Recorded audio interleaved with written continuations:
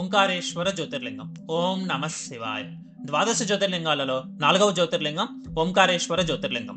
ఓంకారేశ్వర క్షేత్రం మధ్యప్రదేశ్ రాష్ట్ర ఖాండ్వా జిల్లాలో నర్మదా నది తీరాన ఉంది. ఈ ఓంకారేశ్వర క్షేత్ర ఆవిర్భావానికి, ఇంకా ఇక్కడ శివుడు జ్యోతిర్లింగం రూపంలో కొలువవటానికి ఈ క్షేత్ర ఆలయ పురాణాలలో దానికి సంబంధించిన చరిత్ర గురించి వివరించబడింది. ఒకసారి త్రిలోక సంచారి అయిన నారదుడు తన భూలోక సంచారంలో భాగంగా పుణ్యక్షేత్ర తీర్థ సేవనం చేస్తూ పశ్చిమ సముద్ర తీరంలోనున్న గోకర్ణేశ్వరుణ్ణి దర్శించుకుంటూ వింధ్య పర్వతం మీదకి వచ్చాడు. నారద మహర్షి రాగానే వింధ్యరాజు ఎదురు వెళ్లి స్వాగత సత్కారాలు అందించి ఉచిత రీతిన గౌరవించి నారదుడితో ఇలా అన్నాడు: ఓ నారద మహర్షి, నా దగ్గర సమస్త సంపదలు, సకల ధాతువులు, బంగారం మొదలైనవన్నీ ఉన్నాయి. అటువంటప్పుడు పర్వతాలలో సార్వభౌముడు అని చెప్పదగిన వాడు నేను కాక ఇంకెవరు అని అన్నాడు. ఆ మాట విని నారదుడు ఆశ్చర్యపోయాడు. ఇంకా వింధ్యరాజు ఇలా అన్నాడు: ఈ భూలోక పర్వతాలలో నేనే అత్యంత భాగ్యవంతుడను. నా అంతటి వాడు లేడు. నా యందు సర్వం ఉన్నది. ఏ కాలంలోనూ నాకు ఏ లోపమూ లేదు. ఇలాగ గర్వంతో మాట్లాడి మీరేమంటారు అన్నట్లుగా నారదుని ముఖంలోకి చూశాడు వింధ్యరాజు. దానికి నారదుడు: వింధ్యరాజా, నువ్వు చెప్పిందంతా నిజమే. నీ దగ్గర సర్వసంపదలు, బంగారం అన్నీ ఉన్నప్పటికీ మేరు పర్వత శిఖరాలు మీకంటే ఎత్తైనవి. అవి దేవలోకం దాకా వ్యాపించి ఉన్నాయి. అందుకని ఇంద్రాది దేవతలు అందరూ అక్కడ విహరిస్తూ ఉంటారు. నీకు ఆ భాగ్యం లేదు. అందుకే నాకు ఈ విచారం అని పలికి వెళ్లిపోయాడు నారదుడు.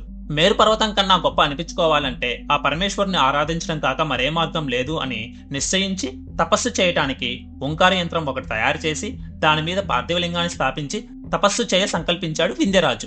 ఆ రకంగా 100 నెలలు ఘోరమైన తపస్సు చేశాడు.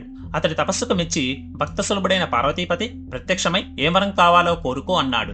దానికి ఆ వింధ్యరాజు: ఓ పరమేశ్వర, నీ కరుణ లేస మాత్రం ఉన్నప్పటికీ భక్తుల కోరికలు పూర్తిగా తీరిపోతాయి. అలాంటిది నువ్వు ప్రసన్నమైనావు. నాకింక కావాల్సిందేమున్నది? అయినప్పటికీ నాదొక చిన్న ప్రార్థన.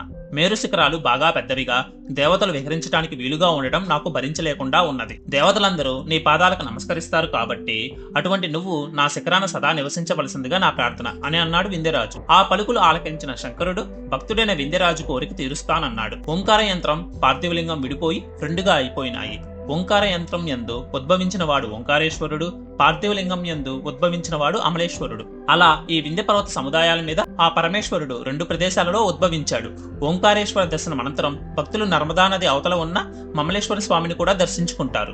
గర్భాలయంలో మమలేశ్వరుడు జ్యోతిర్లింగ రూపంలో దర్శనమిస్తాడు. ఈ స్వామి వారినే అమలేశ్వరుడు అని కూడా అంటారు. ఈ 2 పవిత్ర లింగాలను దర్శించినంతనే తమ జన్మ ధన్యమవుతుందని భక్తుల నమ్మకం. ఇక్కడ నర్మదా నది కూడా 2 పాయలుగా చీలిపోయి ఉంటుంది. ఆ 2 పాయల నడుమ ఒక శిఖరం ఉన్నది. ఆ శిఖరం మీద సూర్యవంశపు రాజు మాందాంత ఓంకార రూపంలో దేవాలయాలు కట్టించాడు. ఓంకార క్షేత్రానికి వెళ్లాలంటే యాత్రికులు నర్మదా నదిని పడవల మీద దాటి బ్రహ్మపురి, విష్ణుపురి అనే కొండలను దర్శించి వెళ్ళాలి. ఇది ఓంకారేశ్వర క్షేత్ర ఆవిర్భావానికి వెనుక ఉన్న ఈ ఆలయ క్షేత్ర చరిత్ర. మీరు ఓంకారేశ్వర క్షేత్ర సందర్శనానికి వెళ్ళినప్పుడు మొదట ఓంకారేశ్వర దర్శనం, తర్వాత మమలేశ్వర స్వామి దర్శనం చేసుకుని శివుని అనుగ్రహాన్ని పొందండి. ఓం నమః శివాయ. ఇంకా ద్వాదశ జ్యోతిర్లింగాలలో మొదటిది అయిన సోమనాథేశ్వర జ్యోతిర్లింగం, రెండవది శ్రీశైల మల్లికార్జున జ్యోతిర్లింగం, ఇంకా మూడవది ఉజ్జయిని మహాకాళేశ్వర జ్యోతిర్లింగం గురించి, ఆ జ్యోతిర్లింగాలు ఎలా ఏర్పడ్డాయి, ఎందుకు ఏర్పడ్డాయి, ఆ జ్యోతిర్లింగాల క్షేత్ర చరిత్ర గురించి, వాటి గురించి ఎక్స్ప్లెయిన్ చేస్తూ వేరే వీడియోస్ చేశాను. ఆ వీడియో డీటెయిల్స్ ఈ వీడియో డిస్క్రిప్షన్ లో ఉన్నాయి.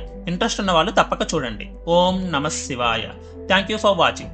మీకు ఈ వీడియో నచ్చితే please like, share and support సనాతన సృష్టి.